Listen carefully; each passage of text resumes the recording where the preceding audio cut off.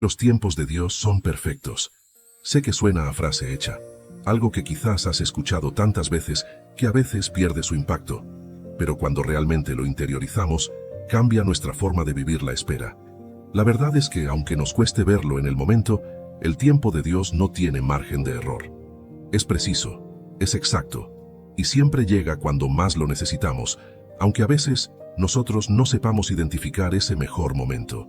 ¿Cuántas veces hemos pensado que algo debió ocurrir ya, que las puertas debían abrirse en este preciso instante? Pero si eso que tanto deseamos llegara antes de tiempo, quizás no estaríamos preparados para recibirlo. O peor aún, podríamos desperdiciarlo. Imagínate a un agricultor que planta una semilla y luego se impacienta y decide recoger el fruto antes de que esté maduro. El resultado sería decepcionante, ¿verdad? Eso mismo pasa con las bendiciones de Dios. Si Él nos las diera antes de que estemos listos, probablemente no sabríamos qué hacer con ellas, o no podríamos aprovecharlas al máximo. Dios sabe exactamente lo que necesitamos y cuándo lo necesitamos. Lo que a nosotros nos parece un retraso, es en realidad parte del proceso. Cada día de espera está ahí por una razón. Está forjando algo en nosotros que aún no podemos ver. Y cuando la bendición llegue, entenderemos por qué tenía que ser en ese momento y no antes. Todo cobrará sentido. Hay un pasaje en la Biblia, en Eclesiastés 3:11, que dice: todo lo hizo hermoso en su tiempo. ¿No es increíble? Dios hace todo hermoso, pero en su tiempo, no en el nuestro. Y lo hermoso de esto es que cuando dejamos de tratar de controlar los tiempos y comenzamos a confiar en los de Dios, encontramos paz. Porque ya no se trata de cuándo nosotros creemos que es el mejor momento, sino de dejar que Dios sea quien marque el ritmo. También es importante recordar que Dios no se demora. Para nosotros a veces puede parecer que lo hace, que está tardando demasiado, pero esa demora que percibimos es solo nuestra percepción limitada del tiempo. Como humanos, estamos atrapados en el presente, en el ahora, y queremos resultados inmediatos. Pero Dios ve el panorama completo, no solo lo que está pasando hoy, sino lo que vendrá mañana, pasado mañana y mucho más allá. Él sabe cómo cada pieza encaja a la perfección en el rompecabezas de nuestra vida, incluso cuando nosotros no podemos ver todas las piezas aún. Mientras esperas, en lugar de enfocarte en el por qué todavía no, enfócate en el qué está haciendo Dios en mí mientras espero. Tal vez estás siendo preparado para algo mucho mayor de lo que esperabas, o tal vez estás aprendiendo una lección que será clave para el resto de tu vida. Pero lo cierto es que nada de lo que Dios hace es sin propósito. Una de las cosas más desafiantes durante la espera es mantener la fe incluso cuando no puedes ver el camino delante de ti. Es en esos momentos, cuando parece que nada está sucediendo, cuando más se pone a prueba nuestra confianza en Dios. Es como caminar en la oscuridad, confiando en que hay un puente que te sostiene, aunque no puedas verlo con tus propios ojos. La fe no se trata de tener todo bajo control, o de entender cada paso del camino. La verdadera fe consiste en creer que Dios está trabajando, incluso cuando todo parece estancado. Es como cuando una planta comienza a crecer bajo tierra. No puedes ver lo que está ocurriendo, porque todo el proceso está oculto, pero eso no significa que no haya vida ahí abajo. De la misma forma, Dios está obrando de maneras que no podemos ver, preparando las cosas para nosotros. Es natural querer ver signos claros de que las cosas están avanzando. Queremos pruebas tangibles, algo que nos diga: sí, Dios está actuando. Pero la realidad es que Dios... Hay un destino terrible llamado segunda muerte. El Apocalipsis dice: el que venciere no sufrirá daño de la segunda muerte. 2:11. Esto implica que los que no venzan sufrirán esta segunda muerte. Pero, ¿qué es exactamente esta segunda muerte? Muchos piensan que se trata de un tormento eterno en el infierno. Pero, ¿es eso realmente lo que enseña la Biblia? En realidad, la segunda muerte es la destrucción total y definitiva de los impíos. El apóstol Pablo dice que ellos sufrirán pena de eterna perdición, excluidos de la presencia del Señor. 2 Tesalonicenses 1:9. Jesús también habló sobre esto cuando dijo: no temáis a los que matan el cuerpo, pero no pueden matar el alma. Temed más bien a aquel que puede destruir el alma y el cuerpo en el infierno. Mateo 10:28. ¿Te diste cuenta? Jesús no habló de torturar eternamente, sino de destruir. La palabra griega usada aquí es apolumi, que significa destruir completamente, exterminar. Esto tiene más sentido cuando pensamos en el carácter de Dios. Él es amor. Aunque es justo, no tendría placer en ver a sus criaturas sufriendo eternamente. La Biblia dice que Dios no quiere que nadie perezca, sino que todos procedan al arrepentimiento. 2 Pedro 3:9. El fuego purificador. Pero ¿cómo sucederá exactamente esta destrucción final de los impíos? La Biblia habla de un lago de fuego. Muchos interpretan esto como un lugar de tormento eterno, pero veamos más de cerca lo que las Escrituras realmente dicen. El Apocalipsis dice que la muerte y el Hades, la sepultura, serán arrojados al lago de fuego, y que el lago de fuego es la muerte segunda. 20:14. Ahora, ¿cómo puede morir la muerte? Esto solo tiene sentido si entendemos que el lago de fuego representa la destrucción final y completa. El profeta Malaquías describe ese día así: porque he aquí, viene el día ardiente como un horno, y todos los soberbios y todos los que hacen maldad serán estopa. Aquel día que vendrá los abrasará, dice el Señor de los ejércitos, y no les dejará ni raíz ni rama. 4:1. ¿Percibes el lenguaje usado?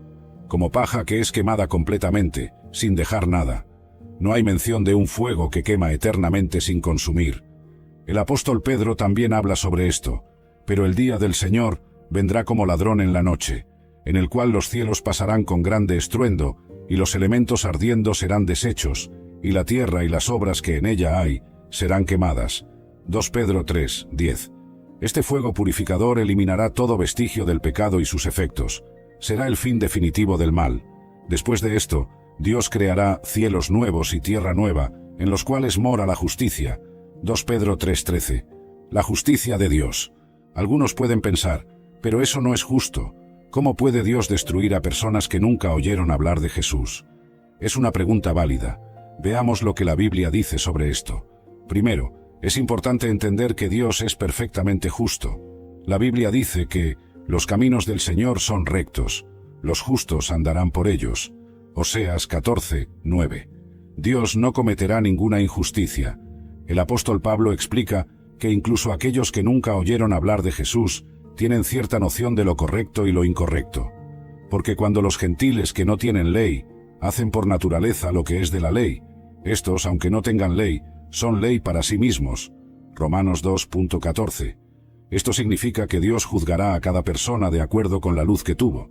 Jesús dijo: a todo aquel a quien se haya dado mucho, mucho se le demandará, y al que mucho se le haya confiado, más se le pedirá. Lucas 12:48. Además, la Biblia sugiere que habrá diferentes grados de castigo. Cuando nadie lo veía y él mismo apenas podía con su cansancio, Mateo hizo algo que pocos harían. Compartió lo poco que tenía con un anciano debilitado. Él creyó que solo estaba ayudando a un desconocido, sin imaginar que ese gesto sencillo, nacido de un corazón herido pero noble, estaba a punto de mostrarle una verdad que cambiaría su vida para siempre. Antes de continuar, cuéntame en los comentarios desde qué parte del mundo nos escuchas. Me encantará leerte y saber hasta dónde llega esta historia. Así que quédate hasta el final, porque lo que viene es muy especial. Se llamaba Mateo.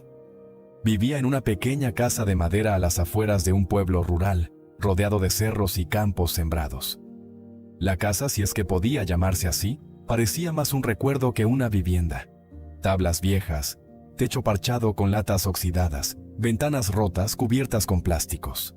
Cuando el viento soplaba fuerte, todo crujía como si estuviera a punto de desarmarse.